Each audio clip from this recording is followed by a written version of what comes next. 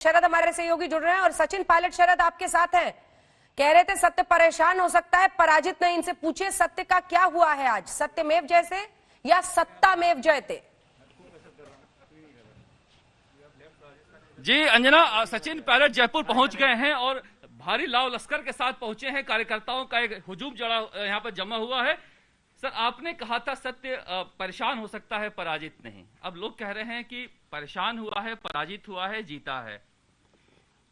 मुझे मालूम नहीं आप सवाल किस परिप्रेक्ष्य में पूछ रहे हैं लेकिन हम सब लोगों ने जो मुद्दे उठाए थे वो सैद्धांतिक थे, वो जनता से जुड़े मुद्दे थे और व्यक्तिगत नहीं थे।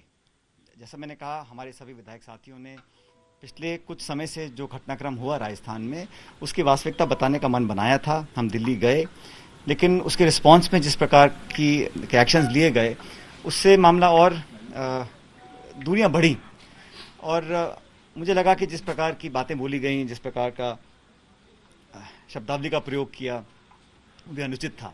तो लोगों के मन में टीस भी थी, पीड़ा भी था, दर्द भी था। लेकिन हम सब चाहते थे कि जो इश्यूज हमारे हैं उसकी सुनवाई की जाए और अंत में अब कांग्रेस अध्यक्ष के लेवल पर जब बात हुई, सुनवाई हुई, कमेटी का गठन हुआ, मुझे लगता है कि समयबद्ध तरीके से इन सब समस्याओं का समाधान भी होगा और जो तमाम इश्यूज हमने टेकअप किए थे उसका सकारात्मक समाधान ढूंढने की दिशा में बढ़ रहे हैं।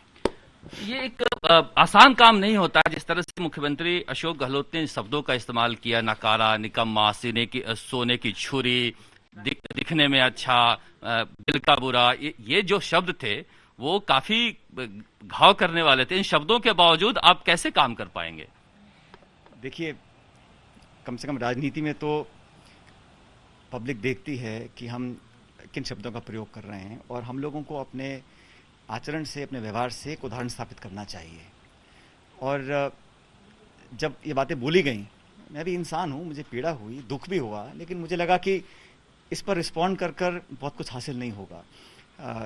किस कारण उन्होंने बोला जो बोला, क्योंकि मैं तो यहाँ 6.5 साल से अध्यक्ष था। हम वोट भी इकट्ठे मांगे हैं, हमने धरने किए हैं, प्रदर्शन किए हैं, लाठियाँ खाई हैं, जेलों में गए हैं, पदयात्राएं की हैं, भूख हड़तालें करी हैं और तब जाके सरकार बनी थी।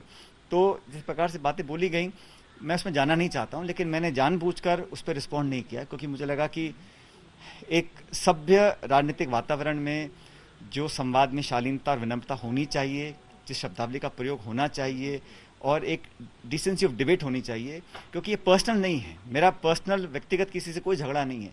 लेकिन अगर मुझे किसी के काम करने के तरीके में बेहतर करने का मैं सुझाव देना चाहता हूं तो वो लोकतंत्र के खिलाफ नहीं है, वो पार्टी के खिलाफ नहीं है, वो देशद्रोह।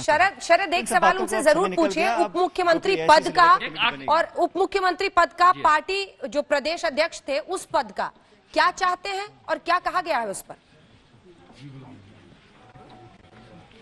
देखिए, लोग जानना चाहते हैं राजस्थान नहीं देश भर में कि आपकी भूमिका अब कांग्रेस में क्या रहेगी। क्या आप प्रदेश अध्यक्ष बनेंगे, उप मुख्यमंत्री बनेंगे, क्या बनेंगे? सब लोगों के दिल में यही जानना चाहते हैं कि पार्टी आलाकमान ने क्या कहा है, क्या वादा किया है। मैं 6.5 साल राजस्थान कांग्रेस का मुझे अध्यक्ष होने का एक सुनहरा अवसर प्राप्त हुआ। इतिहास में कोई इतना लंबे समय अध्यक्ष नहीं रहा और इन 6.5 सालों में जो रिश्ता हम लोगों ने कायम किया जनता कार्यकर्ताओं के साथ वो अटूट है। मेरी सबसे बेहद कीमती वो मेरी पूंजी है और वो जीवन भर रहेगी और इस कर्मभूमि के लिए मैं अंतिम सांस तक समर्पित हूँ। लेकिन पार्टी ने क्या निर्णय लेना है मेरे बारे में, ये मैंने पार्टी पे छोड़ा है। लेकिन एक समर्पित कार्यकर्ता के नाते मैंने जब भी मुझे कोई दायित्व दिया है मैंने निष्ठा से निभाया है उसको। भविष्य में क्या होगा मैं नहीं जानता हूं, लेकिन मैंने अपने लिए ना तो कोई पद मांगा है, ना पोस्ट मांगी है। मैं सरकार में था, संगठन का अध्यक्ष था, लेकिन आज मैं कार्यकर्ता विधायक हूं और मेरा जो दायित्व है क्षेत्र के प्रति, जनता के प्रति, वो हमेशा रहेगा। यानी सचिन पायलट संघर्ष की राजनीति राजस्थान में करते रहेंगे। ये बताइए कि जो विधायक अशोक गहलोत के पास बैठे हैं वो उनसे आप बातचीत करेंगे? बहुत सारे आपके करीबी थे जिन्होंने बहुत सारे सवाल थे आपके। नहीं है, सब करीबी हैं। ये सब लोग जो आज एमएलए हम बनकर आए हैं, हम सब इकट्ठे टिकट लिया है, इकट्ठे चुनाव लड़ा है, इकट्ठे विधानसभा में रहे हैं, कोई अलग नहीं है। मौके की शरद आप उनसे बातचीत करते रहिए ताकि हम आगे भी आज तक पर अपने दर्शकों को दिखाते रहें।